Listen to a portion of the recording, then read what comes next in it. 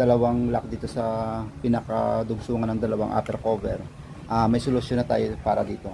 Para maiwasan ng ganitong sitwasyon na bumubuka at saka nakakapasok yung tubig lalo na sa mga naka-open throttle body.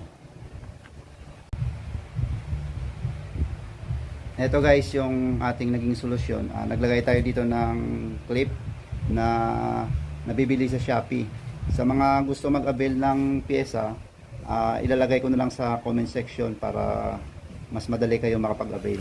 Ito po ay maiwasan natin yung pagpasok ng tubig sa gitna dito kasi nandito yung ating throttle body.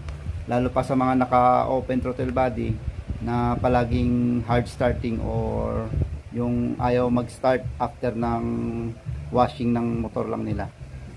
Sa mga gusto mag-avail, mag-check lang sa comment section. Maraming salamat po.